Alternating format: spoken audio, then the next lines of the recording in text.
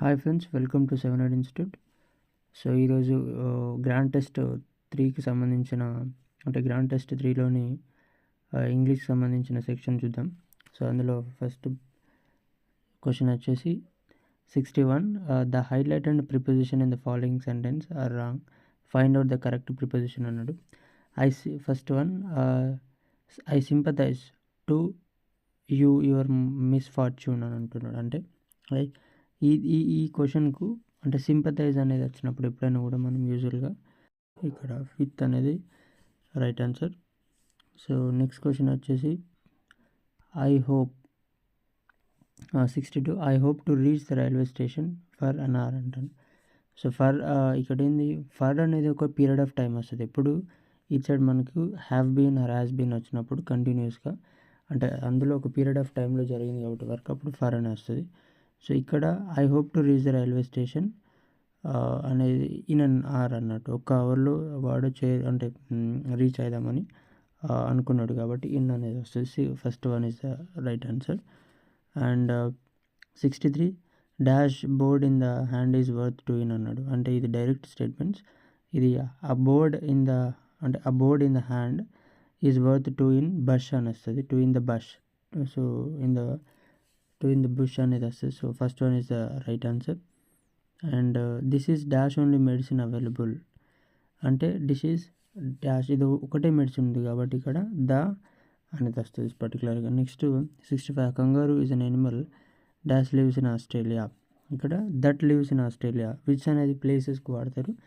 So that lives in Australia అనేది ఇక్కడ right answer అయినది అవుతుంది. అండ్ నెక్స్ట్ ఇందులో ఊ అనేది అఫ్కోర్స్ మనకు తెలుసు. అంటే యూజువల్గా మనం ఒక క్యారెక్టర్ని మళ్ళీ మెన్షన్ చేయడానికి ఊ అనేది వాడతాం. వేర్ అనేది కూడా ప్లేస్కి వాడతాం. విచ్ అనేది కూడా ప్లేస్కొని వాడతాం. Next before went to town is a and ఇక్కడ డాష్ తర్వాత ఇవ్వడం జరిగింది. ఇది అంటే దీని తర్వాత మనకు సెంటెన్స్ ఇవ్వలే యాక్చువల్గా, ఇది అంటే తర్వాత సెంటెన్స్ అనేది ఇవ్వలే. బట్ ఇక్కడ దీని ఆన్సర్ మాత్రం సబార్డినేట్ కంజంక్షన్. ఇది పూర్తి అడ్వర్బ్ క్లాస్, సబార్డినేట్ కంజంక్షన్ కాదు, సారీ, అడ్వర్బ్ క్లాస్ అనేది రైట్ ఆన్సర్ అయితే ఇది. సో పూర్తి క్వశ్చన్ ఇవ్వలే ఇది. సో ఇది ఒకసారి గమనించండి. Next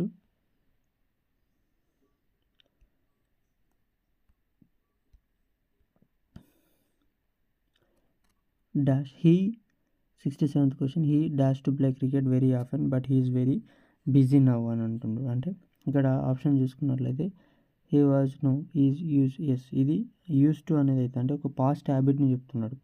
he used to play cricket very often but he is very busy now, ఇప్పుడు ఆడట్లే, ఇంతకు అంటే పాస్ట్లో ఆడిండు కాబట్టి ఇక్కడ యూజ్ టుతోని చెప్పాల్సింది. And next mom been working for 2 hours when telephone అన్నట్టు. అంటే ఇక్కడ వెన్ టెలిఫోన్ అంటే ఓకే, వెన్ టెలిఫోన్ అనేది రైట్. ఇది పాస్ట్ సెంటెన్స్లో ఉంది కాబట్టి పాస్ట్లో ఒక వర్క్ అనేది 2 hours వరకు చేసింది కాబట్టి ఇక్కడ పాస్ట్ హ్యాస్ బీన్ వస్తా అంటే కాదు, ఎందుకంటే ఇక్కడ ఆల్రెడీ పాస్ట్ పని గురించి చెప్తుంది కాబట్టి తప్పు. కాబట్టి ఇక్కడ ఏంది హ్యాడ్ బీన్ అనేది వస్తుంది. So second one is the right answer. She said to me congratulation. So ఇక్కడ డైరెక్ట్ షీ కంగ్రాచులేటెడ్ మీ అనేది వస్తుంది, డైరెక్ట్ స్టేట్మెంట్. ఇది ఒకసారి గమనించండి. నెక్స్ట్ క్వశ్చన్ వచ్చేసి 70 క్వశ్చన్, చూస్ ప్రెజల్ వర్బ్ అన్నాడు. అంటే Shanti dropped in, the word dropped in is, ఇక్కడ డ్రాప్డ్ ఇన్ ఒక మీనింగ్ అడుగుతున్నాడు. డ్రాప్డ్ ఇన్ మీనింగ్ ఏంటంటే డైరెక్ట్ ఆన్సర్ ఇది ఎంటర్డ్ అని అర్థం. డ్రాప్డ్ ఇన్ యొక్క మీనింగ్ ఎంటర్డ్ అని అర్థం. Come to grief 71, come to grief ఇది ఒక ఇడియం ఏంటంటే అర్థం టు సఫర్. ఈ ఇడియమ్స్ అనేవి చాలా ఇంపార్టెంట్ మనకు. అరౌండ్ 3rd నుంచి 4th క్లాస్ నుంచి మధ్యలో ఇడియమ్స్ అనేవి వస్తూ ఉంటాయి. 10th వరకు ఉన్న ఇడియమ్స్ అన్నిటిని కూడా ఒక దగ్గర రాసుకొని చాలా డైలీ ఒక రివిజన్ అనేది ఇవ్వాలి, చాలా ఇంపార్టెంట్. అలాగే మీనింగ్స్ కూడా అలానే చేయాలి. నెక్స్ట్ ఆరోగెంట్కి ఆపోజిట్ వర్డ్ అడుగుతున్నాడు. ఆరోగెంట్కి opposite word humble, opposite word అడుగుతున్నాడు ఇక్కడ గమనించాలి. యాంటోనిమ్ అడుగుతున్నాడు, not synonym. So humble is the right answer. Next 73rd ancestors అంటే మన పూర్వీకులు అన్నట్టు. సో డిసెండెంట్, డైరెక్ట్ డిసెండెంట్ అన్న అంటే ఒకటే అవుతుంది. యాన్సెస్టర్ అంటే మనకు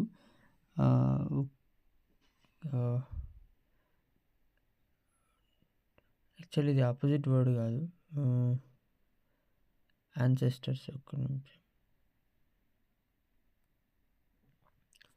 ఇది ఆపోజిట్ వర్డ్ ఇక్కడ. నేను ఒకసారి గమనించండి. యాన్సెస్టర్‌కు డిసెండెంట్‌కి తేడా ఏందంటే, యాన్సెస్టర్ అంటే మన పూర్వీకులు, మన గ్రాండ్ ఫాదర్స్ కానీ, గ్రాండ్ మదర్స్ కానీ వాళ్ళని యాన్సెస్టర్స్ అంటారు. మన నెక్స్ట్ జనరేషన్స్ మనకున్నటువంటి మన పిల్లలు గానీ వాళ్ళని మనం డిసెండెంట్స్ అంటారు. సో, ఇదే right answer. And next Kishore will come question tag అడుగుతున్నాడు. So, Kishore will come. So, won't he is the right answer. ఎందుకంటే ఇక్కడ ఫ్యూచర్‌లో ఉంది. విల్ అనేది వోంట్‌గా కన్వర్ట్ అవుతది క్వెషన్ టాగ్. అది right. You never goes to church ఇది వెరీ ఇంపార్టెంట్. నెవర్ అనేది ఏంది ఆల్రెడీ ఇక్కడ నెగెటివ్‌లో ఉంది. సో, క్వెషన్ టాగ్ అనేది ఏంది పాజిటివ్‌లో రావాలి. అండ్ నెవర్ గోస్ అని ఉన్నప్పుడు సింపుల్ టెన్స్‌లో ఉంది.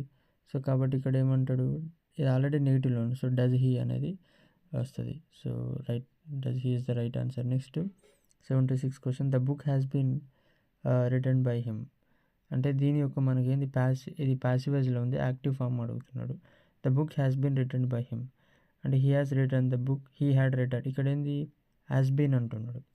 అంటే ఇదేంది ప్రజెంట్ టెన్స్‌లో ఉంది. ప్రజెంట్ టెన్స్‌లో ఏంది ప్రజెంట్ పర్ఫెక్ట్ టెన్స్‌లో ఉంది. కాబట్టి he has written the book అనేది రైట్ ఆన్సర్ అయితే. సో, ఇది and next I was fascinated by the picture. ఇది కూడా మనకు ప్యాసివ్ టెన్స్‌లో ఉంది. అండ్ దీన్ని మనకు కరెక్ట్ ఆన్సర్ చూసుకున్నట్లయితే the picture fascinated me, the picture is fascinating me and the picture is fascinating me అనేది ఎలాగో రాంగ్ అవుతుంది. ఎందుకంటే ఇది ఫ్యాసినేటెడ్ అని అంటున్నాడు. అంటే ఇది I was fascinated by the picture. ఇక్కడ బీయింగ్ అనేది లేదు. కాబట్టి ఇందులో ing form picture is fascinating me అనేది రాదు.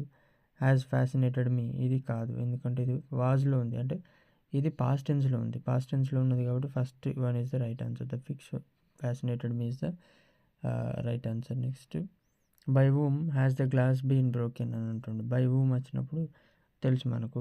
ఇది ప్యాసివ్ వాయిస్‌లో బై వూమ్ వచ్చింది అంటే యాక్టివ్ వాయిస్‌లో ఏమని ఉంటుంది, వూతోని స్టార్ట్ అయి ఉంటుంది. సో, వూతోని స్టార్ట్ అయి ఉంటుంది కాబట్టి ఏంది by whom has the glass been broken అని అంటుండు. Who have broken the glass,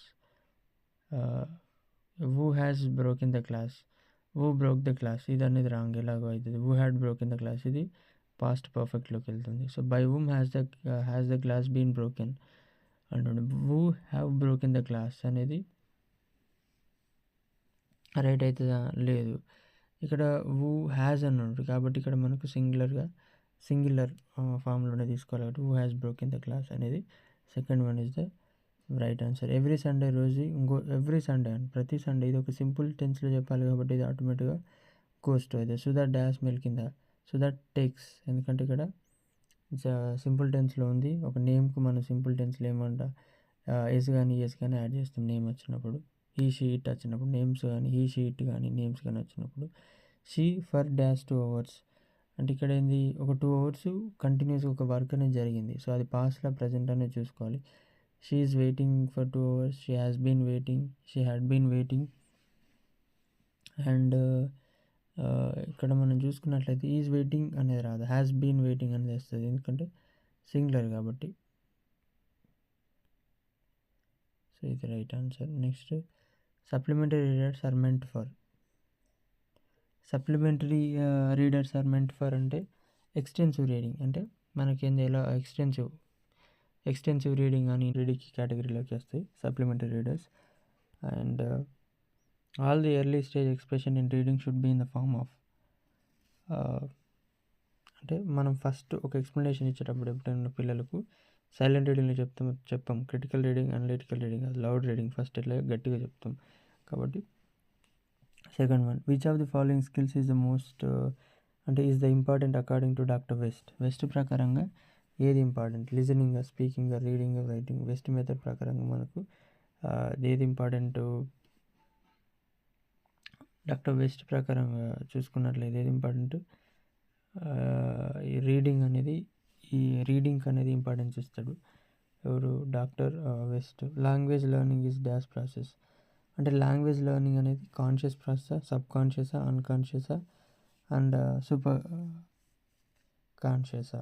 ఇదేంటి లాంగ్వేజ్ లెర్నింగ్ అనేది ఒక కాన్షియస్ ప్రాసెస్ అన్నట్టు. మన మైండ్ కంపల్సరీ ఒక వర్డ్ విని దాన్ని అనలైజ్ చేసి మాట్లాడాలి కాబట్టి conscious process. Language acquisition is a dash process acquisition అనేది ఏమవుతుంది ఇక్కడ సబ్ కాన్షియస్ అవుతుంది.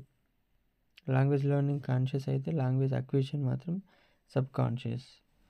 అండ్ ఇది వెరీ ఇంపార్టెంట్ ఈ రెండింటికి తేడా. Who are the best suited to learn a second language అంటే ఎవరు బెస్ట్ సెకండ్ లాంగ్వేజ్ నేర్చుకోవడానికి ఎవరు సూటబుల్ అని అంటున్నాడు.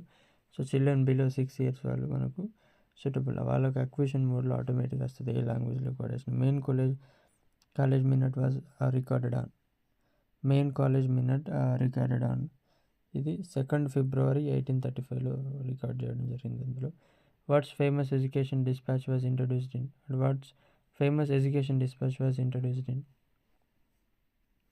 81 is 1854.